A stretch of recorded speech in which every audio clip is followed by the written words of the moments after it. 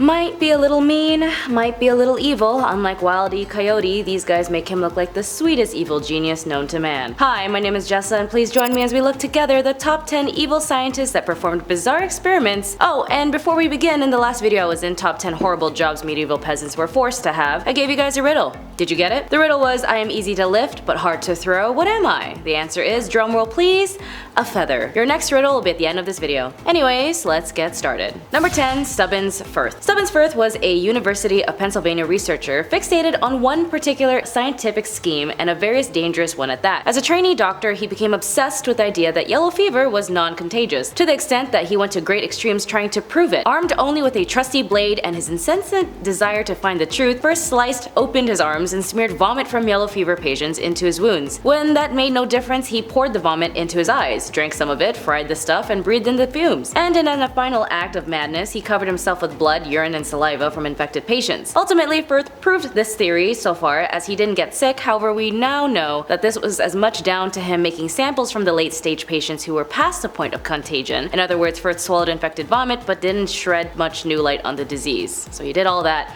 for nothing. Number 9, Jose Delgado. University of Madrid graduate Jose Delgado may have received a prestigious professorship at Yale University, but his research was on dealing with mind control. While at Yale in the 50s-60s, Delgado inserted electrode implants into the brains of primates and used a remote control that gave off radio frequencies to make the animals perform complicated movements. Later, he placed the implants into the brain of a bull and got into the ring with the beast using his transmitter to stop charging before it reached him. Aside the animal cruelty, he even tried these experiments on 25 people and wired them up. Behaviorally, it only induced the people's anger and impacted more towards their aggression, but he kept striving for a way to achieve mind control, and even once said, "We must electronically control the brain, and someday armies and generals will be controlled by electric stimulation of the brain." I don't know, I guess it doesn't work. Number 8, Paracelsus. Switzerland Paracelsus' contributions to toxology were based heavily in astrology, and he is quite well known for offering the community a wide array of useful ideas and innovations. He was a pioneer in several aspects of the medical revolutions of the Renaissance, emphasizing the value of observation in combination with received wisdom. However, for all of his use, he also thought he might be able to create a homunculi, or small humans, who stood no more than a foot or so height and performed actions very similar to Gollum.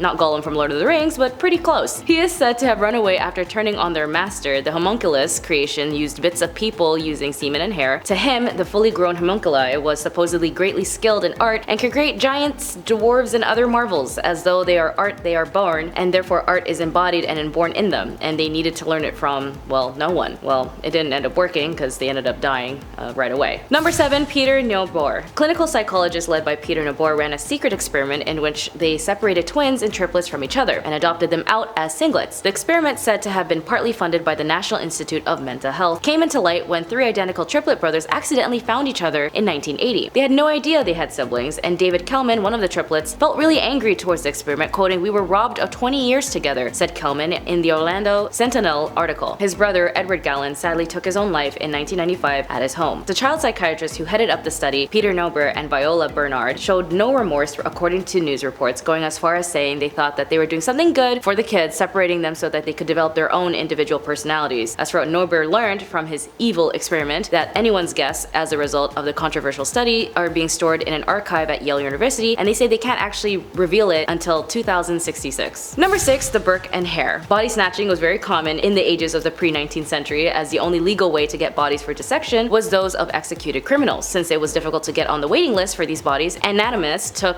buying bodies from the grave robbers or even doing it themselves. Up until the students and the anatomists would carry out their own raids in graveyards, acquiring cadavers as and when they could, William Hare and his friends William Burke found ways of delivering fresh corpses to their boarding houses without actually having to steal a body, which is that they would smother more than a dozen lodgers at that boarding house. And then they would sell their bodies to the anatomist Robert Knox, and Knox didn't notice or care that the bodies that he received were recently fresh, as it was imperative to his job. Burke was later charged and died for his crimes, and the case spurred the British government to loosen the restrictions on dissection. The scandal led to the Anatomy Act of of 1832, where they made a great number of cadavers legally available for education purposes. Typically, these bodies would be from those who died in an asylum and had no relatives or any ways to cover for funeral costs. Number 5. Sidney Gottlieb. Gottlieb was in charge of the CIA's MK Ultra project in the 1950s. This project's goal was to investigate techniques that would crush the human psyche to the point that it would admit to anything. I guess in some ways it's kind of like the truth serum but with psychology. More specifically, he too also wanted to find a way to do mind control like Delgado in number 9. He wanted to find ways with the CIA to induce the behaviors of enemies, but in these cases, Sidney went his way by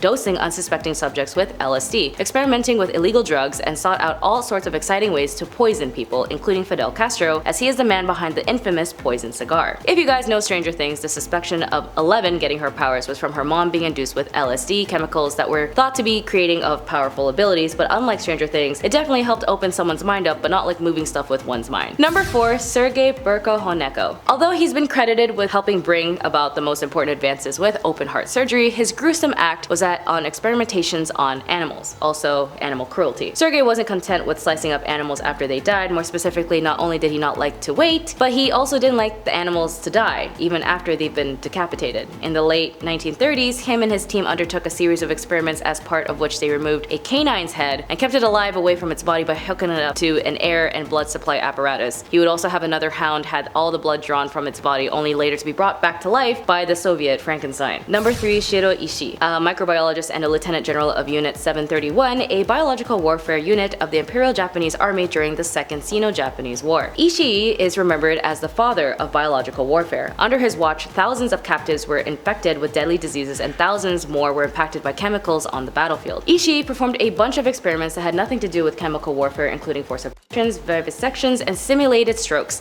Humans were also used as a living test cases for grenades and flamethrowers, and prisoners were injected with inoculations of diseases disguised as vaccinations to study their effects. Because life is totally fair, Ishii was never charged with war crimes and he died peacefully at his home in Japan in the late 60s. Number 2. Joseph Mengele. Mengele gained notoriety chiefly for being one of the SS physicians who supervised the selections of arriving transports of prisoners, determining who was to be killed and who was to become a forced laborer, and for performing human experiments on camp inmates, amongst whom Mengele was known as the Angel of Death. Mengele was just a stone-cold killer as he performed experiments on 3,000 sets of twins and less than 30 survived his depraved antics. His experiments included, but sadly were not limited to, dyeing children's eyes to be a specific color since he has an obsession with monochromatic eyes, sewing twins together to make them conjoined, and giving them gangrene. In fact, many of his evil deeds weren't scientific at all. He was just masochistic. He was reportedly smiling every time he took part of his selection process of sending arrivals at camps on who were unfit for labor straight to the gas chambers. He died in 1976, and as he was never brought to justice for his crimes. Number 1. J. Marion Sims. Although he was known as the father of modern gynecology, Sims was gained much for his fame for doing experimental surgeries on slave women. Sims remained a controversial figure to this day because the condition he was treating the women, viscogenital fistula, caused terrible suffering. Women with fistulas, a tear between their private parts and their bladder, were incontinent and were often rejected by society. Sims performed the surgery without anesthesia, in part because anesthesia had only recently been discovered, and in part because Sims believed that operations were not painful enough to justify the trouble, which is what he said, but still regardless, the cruelty he bestowed on these women were not at all consented and manipulated the social institutions on slavery to perform human experiments, which by any standards is unacceptable. So, did you learn anything interesting today? Let me know. Oh yeah, your next riddle. Are you ready? What do you buy to eat but never consume?